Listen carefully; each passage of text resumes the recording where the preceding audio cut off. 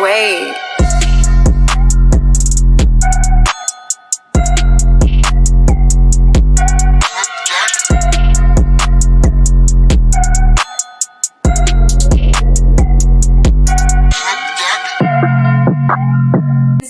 Double Dose Podcast, brought to you by Chanda and Chanelle on the Revolt Podcast Network. Listen, we're so excited. We are one set of twins with two different perspectives. Y'all, I am so excited to be here today because we have a whole legend. A legend. Listen, you know, TikTok said Michelle Williams ain't never seen a bridge that she can't cross. Okay. Period. Miss Bridge Crosser. Miss Bridge Crosser. Okay. We have none other than Miss Michelle Williams. What's up? Hello. Hi, Thank how you are so you? much for coming. Of course, girls. It's so good to sit with y'all today. Thanks for having me. I'm so excited. Yes, super excited. So Miss Michelle, if we can just go ahead and hop right in, is that okay with you? Yes, let's go. Let's do it. So firstly, who is Miss Michelle Williams? Like, how would you describe yourself? I think the older I get, you know, kind of laid back, observant, but at the same time funny, you know, depending on how comfortable I'm able to get with people that I know, and caring, loyal, and I love good food. It probably don't look like it, but I am a foodie. I love good food, and I really just like to chill. I'm a homebody. I love it. Yeah. Okay. So we have some things in common, Right, because Yes. somebody too. Yes. And the food. I love it. Do you cook? You know, once I feel like it, I will cook. I don't wake up every morning like, ooh, I feel like doing pot roast today. Ooh, I feel like frying some fish. I don't. It just kind of depends. I've got to eat. So, you know, I will do breakfast. It depends. I love my air fryer. Yes. Somebody recently gave me the air fryer that's a pressure cooker all in one, and they were like, girl, you can make the best oxtails or the best greens in this pressure cooker. So we'll see. I have yet to use the pressure cooker part, the air fryer. Okay. The oxtails, though, I haven't had that in a while. So, you know, Well, we're pescatarian now, Yeah. but it's like, you know, Okay, yes. you know, when you hear it, it's like, oh, wow, I haven't had that in a minute. That sounds good. But pescatarian, you can do chicken and fish, right? Mostly just seafood. fish. Yeah, Mostly just seafood, no chicken. Yeah, Okay. All right. I don't know why I thought pescatarian was you could eat meat, just no red meat, but all seafood. Yes. Okay. Yep, that's us. Awesome. And you were recently at the Mental Wealth Expo this past weekend? Yes, I was recently in New York for Charlemagne's his mental health foundation called the Mental Wealth Alliance. And so it was so good to see the room filled with just Black people on the topic, you know, in New York, you know, in honor of World Mental Health Day, which as we are, you know, that's that day just passed. So I'm just really, really, really excited about what Charlemagne is doing, and I stand with him, you know, and anyone that's advocating on the topic of mental health. That's awesome. Yes. Yeah. Amazing. We got a whole mental health expert here on the pod. Okay. So she... Yeah, so I'm a psychologist, so it's definitely something that I love to dig into and love to talk about. And I'm curious to hear more about like your journey in mental health and kind of like what prompted you to want to advocate for it. Okay, so my journey on the topic of mental health. So I believe we all have mental health, but not everybody has mental illness. So sometimes you know, I've heard people say mental health is real. Mental health is real. And I'm like, what are you really meaning to say? Yeah. Is your diagnosis is real, but everyone has a mental health, just like everyone has reproductive health, cardiovascular health, the health of your nervous system. Everybody has the health of your mental state, your emotions, So I just wanted to kind of clear that up, that mental health is not mental illness. Again, everybody has mental health, but not everybody has mental illness. All right. Yes. So my journey of mental health kind of started really paying attention to it when I just kind of saw what I would say a decline in the state of my mental health. I would say about 2012. Now, in the early 2000s, I did think that I was having moments of depression. But at that time, Destiny's Child was touring. And so then I just thought, well, maybe I'm just burnt out. But once I got the diagnosis in my 30s, later on, we realized that I had, in fact, been suffering with depression since around the age of the 7th grade. Wow. Oh, wow. Now, just because I've been functioning and excelling, depression was still there. Okay, so successful people can be depressed. It does not have a look. I know back in my time, I'm in my 40s, so depending on who's listening to this, in the 90s, I heard of cancer, lupus, pneumonia, AIDS was beginning to be talked about heavily. And then there was the category of crazy. Yes. Crazy was the person who you could literally look at them and say, okay, something is mentally wrong with them. Versus the person that maybe deals with anxiety, the person that's bipolar, even you can, if your mental health is, if a mental illness is treated, you can walk around and be totally normal. Mm-hmm. All right. And so I never thought that it was depression. I thought it was growing pains in the 7th grade. I thought this was me being hormonal and turning into a woman. And I was like, well, being a woman is for the birds if this is what I'm going to feel like, For And sure. so, at that time, I just remember my grades dropping, isolating, not wanting to be involved in a lot of things. And again, when you have a teenager or someone in the 6th grade, you're kind of, you don't want to be around mom and daddy anymore. You want to be grown. You want to stay in your room. You want to talk on the phone.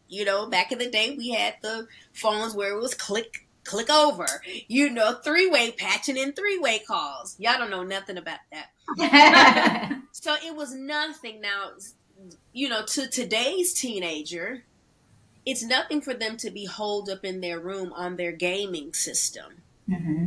All right. Or that teenager could be sleeping all the time.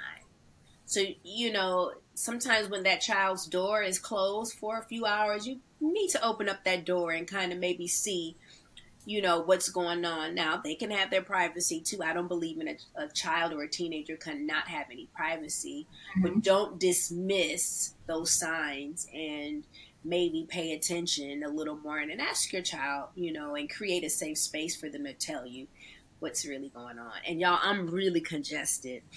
No, you're good. My allergies are insane, so I can hear that I don't sound like myself. So please excuse me.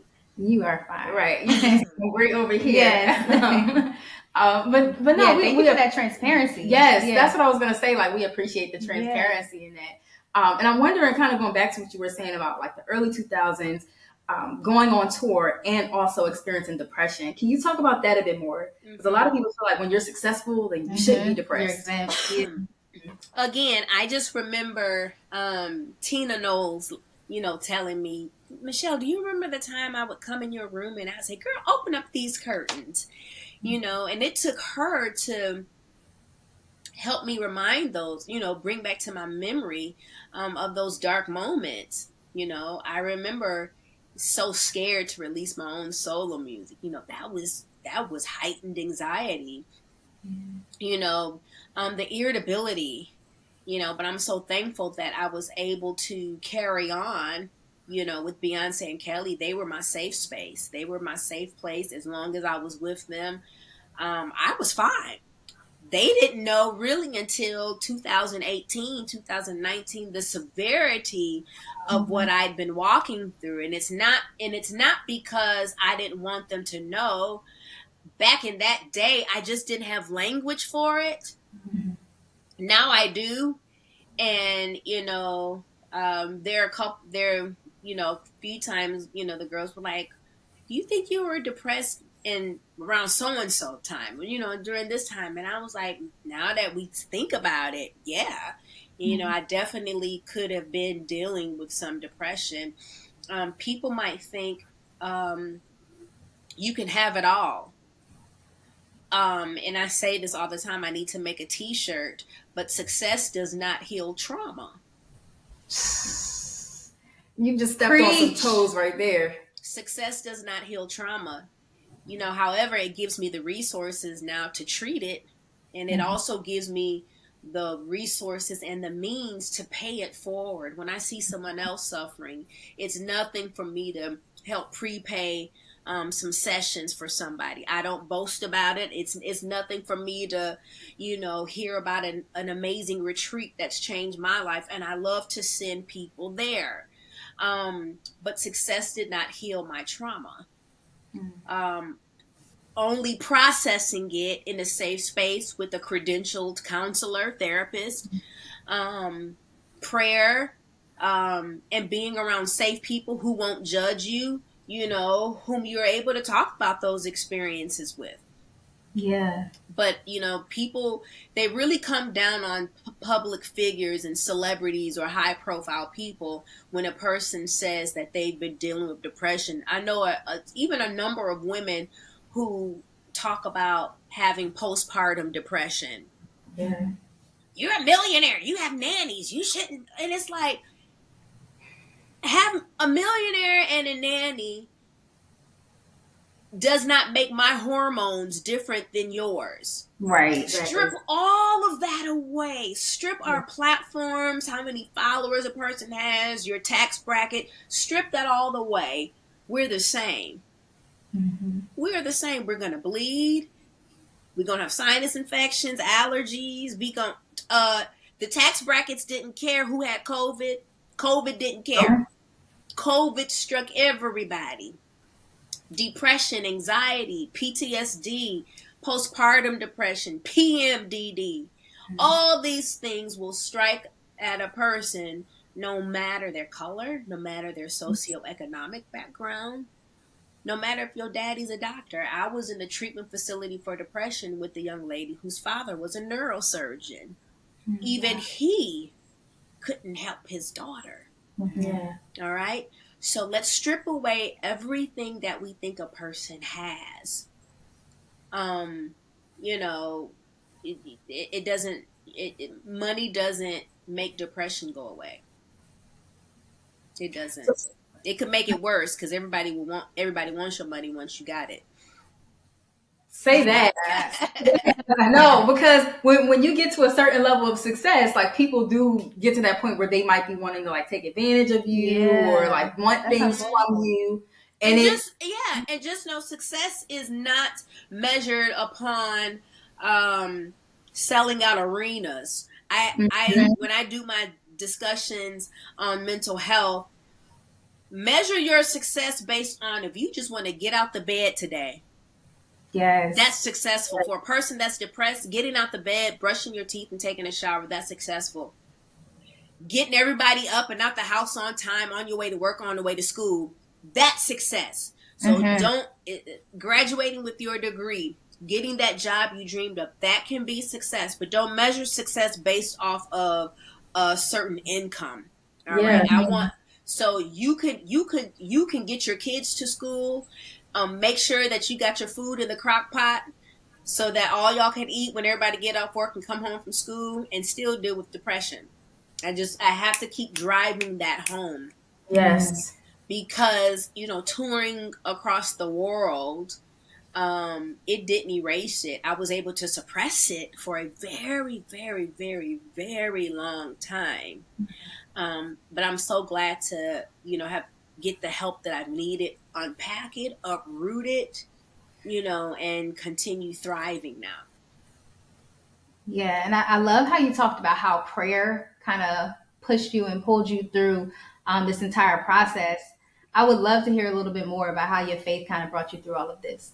Absolutely. One of my favorite songs is by J.J. Harrison called You're Gonna Live. All right. Yes.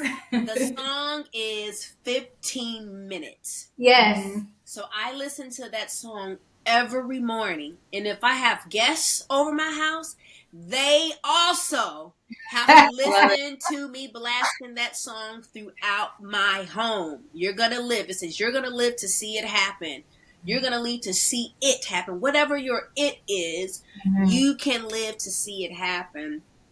You know, there was a church that I was attending when I first moved to Atlanta, called The Square. They literally loved me to life. I remember sitting in the back of that church, not able to raise my hands in worship. But week after week after week, I started moving closer and closer to the front. Wow. And Pastor Phil Manginelli and his wife, and then some folks from my hometown in Rockford, Illinois, loved me to life. My tribe of prayer warriors, people calling me to make sure I was eating right and working out. Shout out to my homie Ray, who at the time was working me out every single day. It took working out. There was a time, y'all, I was only going to church, therapy, and the gym. Church, therapy, gym. Church, therapy, gym. Church, therapy, gym. And that, I knew there was a time where I felt really hopeless, like I didn't want to live. I felt like I've lived a great life. I felt like, what more can I do? Getting married and having kids wasn't like on my priority list, because I felt like, what is marriage and children going to add? I'm good. I'm okay. And I remember playing Let's Make a Deal with God. Like, God, I'm good. Take me out the game. Mm-hmm. Then there was a time where it turned into, yes, I feel hopeless. Yes, I'm feeling like at the bottom of the barrel in this pit. But I could just see myself looking up, like, okay, God, I do want to live. Mm-hmm. I do want to live. And that's when I checked myself into the treatment facility in 2018. What was it like checking yourself in? Oh, child. Well, I thought I was going to get away with it. I thought that I could check in under my first name and that nobody would know who I was. Mm-hmm. I checked. All I had on, I think I had on like a black sweatsuit and a hat. I hadn't waxed my mustache, I hadn't done nothing, but I knew that I needed help, and I knew that desperation and vanity, I knew that shame and vanity all had to go out the window, because I just knew at that time I needed help. Mm-hmm. And the people were very, very kind. The nurses they felt so bad for me because I didn't have no underwear. I didn't have any clothes. I literally came in with what I had on. Mm-hmm. And if they had a bed for me, they checked me in. Y'all, I got a corner suite. It was so... I had my own room. It was a little sweet, honey. It was, your corner rooms are always going to be a little bigger, whether it's a hotel, get you a little in-unit townhome. For some reason, they're going to be the biggest. Just a little FYI. Ask your realtor. Don't fight me. I believe I know what I'm talking about. You do. I used to work in an inpatient hospital, so I like to hear people's experiences with that. And checking in was fine. They were very kind to me. I did not like the powdered eggs at all. I knew they were powdered, but I had to eat. But what I noticed, y'all, everybody there looked like us. Wow. No one was twitching. Nobody was having the look of mental illness. Nobody was tripping out. Now, I'm sure that they had a ward for maybe some more severe cases, but where I was, maybe because I was a little more stable, there were people there that were definitely struggling with loss, identity, not feeling like they couldn't be who they wanted to be, and wanting to kill themselves. People feeling like there is no hope for their condition. It was just amazing to see. It was amazing to see. And then TMZ found out. I don't know, to this day, I don't know who alerted them, but my management or PR got a phone call saying, hey, we are aware of Michelle's whereabouts. And so they got in touch with me. My management got in touch with me. Now, mind you, when you check yourself into a treatment facility, you cannot have your phone. You cannot have your belongings at all. They don't care who you are. You can't have it. So I remember them having to call the nurse's desk. Then I had to go use a separate phone. And I just remember telling him, hey, I've been telling people since 2013 to get help if you need it. Now I have to take my own advice. And that's just the statement that we released. And I stayed in there maybe 2 more days. But by that point, I got afraid that my privacy was compromised. So I moved to more intensive outpatient care instead. So, but again, I took the risk knowing that it's a possibility somebody would know who I was, but I didn't care. Again, worried about what people gonna say, worried about what people are gonna think has to go out the window if you really want to get help. Yeah. And you don't have to be like me screaming from the mountaintop. You don't have to be like me and be a mental health advocate. But, I won't judge you. The people who love you and want to see you win and really thrive won't judge you either. Should you go get help? I think that's the message that people need to hear, because far too often we do allow the stigma, what the community might say, being perceived as weak, being perceived as, I'm not strong enough, I should be able to accomplish all these things. And that a lot of time prevents people from receiving the treatment that they need. Yeah. Oh, yeah, absolutely. Absolutely. It was something about being at that Mental Wealth Expo. There was a all-male panel. I love that. And all of them were open about their diagnoses, their journey. And I was like, ooh, they was fine. Seeing them so bold and unashamed, I was like, man, if y'all single, it was the sexiness of a man. Oh, yeah. Talking about he's in therapy and he's able to articulate his emotions and what's going on. Didn't make him weak. It just made him in tune, and it just makes him know how to hold conversation. Versus just, I'm straight, what up? I'm good. Yes. I was like, if I was into like multiple relationships, I'd be like, all of y'all. We'd all be married. I'd be married to all of y'all. And I say that respectfully. Just seeing all those black men up there. Yeah. Because men, period, you're taught to suck it up, tough it up, don't cry, don't talk about anything that's going on in your life, get over it. Then us that come from that strong black woman, she's going to have her superwoman cape on 24 hours, 7 days a week. She's going to continue to carry that household, knowing she just wants to rest, knowing she just wants to sit down with the counselor and say, I'm tired. And that's okay. And so that is why everything from now on, from that point of checking into a treatment facility, I called my book checking in. I called my podcast checking in. And it was to take the power back in those 2 words that was meant to humiliate me or possibly destroy me.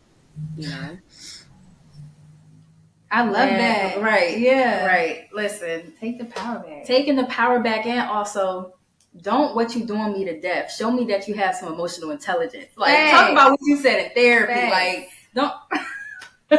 And you mean to tell me you're thriving, it's treated, you're stable, and you're still successful, and you're doing your thing? You got a hold of that thing.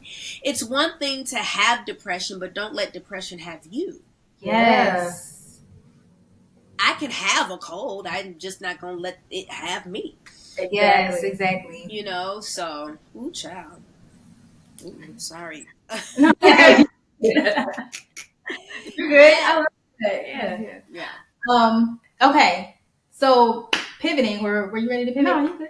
Pivoting, I would love to play a quick game with you. Let's go, girls. This or that. All right, so we're going to present you with two different topics, and you're going to have to pick one, okay? Okay. So the first question, while you queuing up your question, is R&B or gospel? Which one you choosing? Depends what year R&B. Okay. Oh, okay. Let's say 90s for both. Okay. That's hard. Okay, go. Oh shucks. 90s R&B. 90s Okay. R&B. Okay. Okay. I'm gonna be a little messy. Brandy or Monica? Now you messed. Now, I'm sorry. Nope. Exactly. No.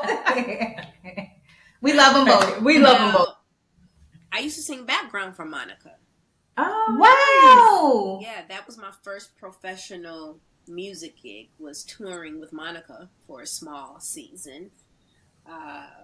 So Street Symphony Monica, you know, nice. Angel of Mine Monica, right? Wow. But what changed, the game as far as how people do their background vocals, Full Moon Brandy. Mm-hmm. Full Moon Brandy. All right, so Yeah. y'all Yeah. don't get me. No, that was a perfect answer though. That was a perfect answer because you can't deny that. Like, Yeah. Brandy changed the game when it comes to like background vocals. Yeah. Everybody knew it. Yeah, her team, that team, Rodney, Fred Jerkins, LaShawn Daniels, like beasts, absolute production beasts. So love. Mm-hmm. Okay, so I got another one. Do you like podcasts or books? Books. Isn't that horrible? Because I have a podcast. But I'm a page turner. I'm gonna try to get into audiobooks, but I'm an old school sitting on the plane reading a book. I love that. I want to be like you when I grow up. Yeah. I would love to know like what book has changed your life. Wow, there's a book called Leverage that has changed my life as far as giving money, how to give your money. And then a book that I'm reading now is called Mind Your Mindset. Right, yes. It's Who is that by? incredible. I got to get it downstairs. There's two authors. Okay. I just picked it up because the title intrigued me. But I can go get it. I'm so sorry. You're good. No, There you're is new construction literally 2 stones throw from me. And all the dust is coming. Like they're tilling the ground for the grass and the sod to be put down. And it's coming through. And I don't know what to do other than get a hotel for the rest of the week. Like, because it's I have my air purifiers. It's making me congested. Y'all, I took 2 COVID tests. They were negative because I said, Lord, I got COVID. And it's like, ma'am, it's just your allergies. You're allergic to this red dirt here in Georgia. This Georgia red dirt. So, excuse the coughing. No, you're good. We're praying that you feel better. Yes. Thank you. Yes. Okay, I have another question. What's up? Solo, you doing solo or background vocals? Which do you prefer? I was just in the studio a couple weeks ago, and I love background vocals. I love the layering.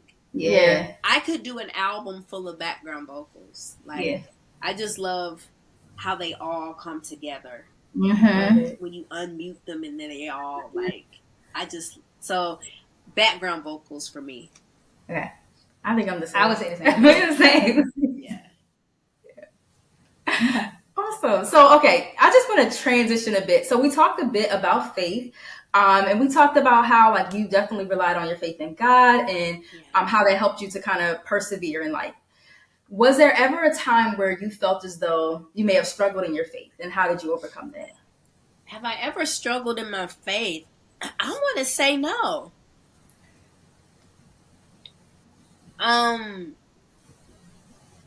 Even if I felt the times where I was always going to be imperfect, even when I wasn't doing what I knew that I should do, I never lost my faith, never even questioned my faith.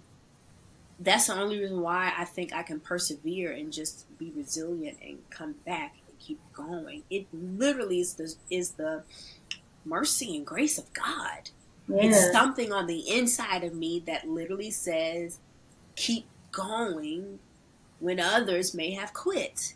I can't quit.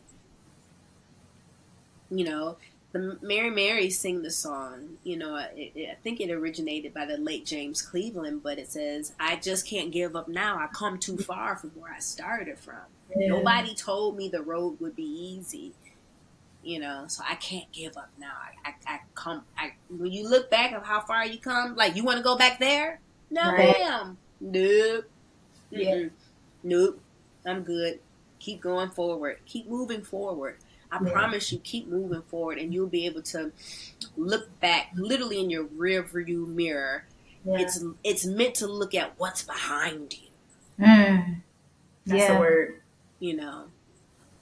Yeah. That's So keep moving forward. You may fail. You may stumble.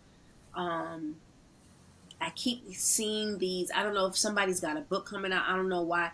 I've even heard someone say failure isn't final. And I think maybe somebody has a book about failure. Like, it's good if you fail. Yeah. Because you can only reassess and come back. And come back even better.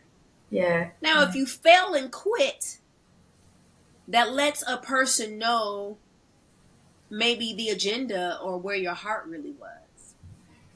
That part. Yeah. That part. But if you fail at something and you get up and keep going, maybe you're called to it. And maybe you know, okay, maybe I failed because I didn't have the right team, or maybe I let people get in my ear. I got discouraged. I got lazy. I procrastinated too much.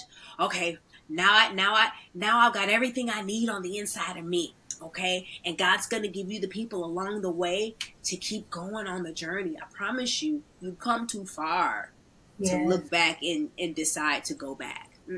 Keep moving forward, especially in your mental health journey. Yeah. You know, when you get low, you know, life will life. But, you know, I'm thankful just to have just certain tools to be like, life is going to life. People will people, you know. But don't let that get. I refuse to get back in the bed for 6 weeks at a time. Yeah. I'm losing time. I'm losing opportunities. And it's like the time where you're down, it almost takes that same amount of time to get back up healthy. I've noticed that it would take me such a long time to get back in a good place again.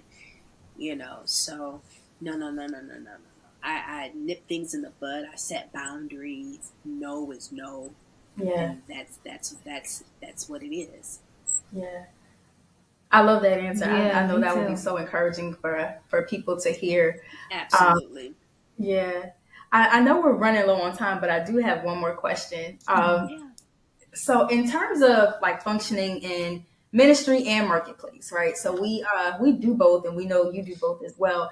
How do you continue to show up as your authentic, churchy Jesus self in these places where everybody might not believe the same way as you, and still be a light to others? There's no magic plan, no magic potion. You just show up.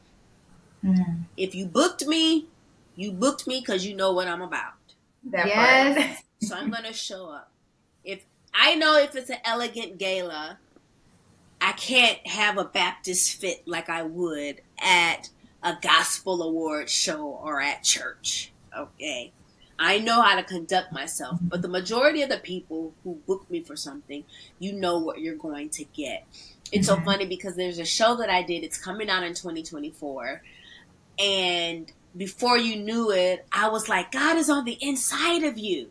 Now, this is going to be on a mainstream network. Oh, I love this. And I love before you know it, that person that evangelist just came out of me. And I was like, we can't take you nowhere. But if you give me a chance to speak life inside a person, I'm always going to bring it back around to the one who knows you best, which is the one who created you. Yeah. Which is God. So I was just like, did I really go Juanita Bynum on her? I did. I'm here for it. Come on, prophetess. Yes. Come on, Yes. Well, I just want to encourage you ladies, keep going. I love when, you guys encourage people about vision, and walking in their purpose. I love that. Was just, I do my research on who I get to talk to as well. And, y'all just encouraging people when they feel alone on their entrepreneurial journey, and the tips and the tools and the mentorship or the guidance that you guys are providing other Black women. And I'm sure you're inclusive of everyone, and thank you also for not hiding your faith and what you believe. And I really believe there's great reward in that, and there's great longevity when people know, okay, I know what these girls stand for. And so keep going in your journey. Y'all are absolutely amazing. I can't believe how identical y'all look. It's not fair. And and thank y'all for having me on y'all's podcast. We appreciate you. Yes. We appreciate you for Thank your you yes so with much. your busy schedule. And the encouraging words. Yes. Thank you. Yeah. I received it. Is y'all's podcast audio and video? Yes. Oh, perfect. Okay, good.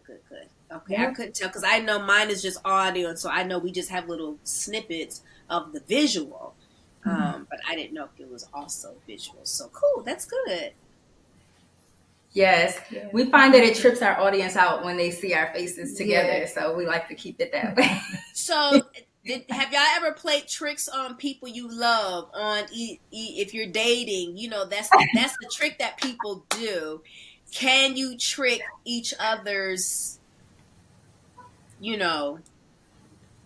friends? No. Okay, so we could, but have we ever? No.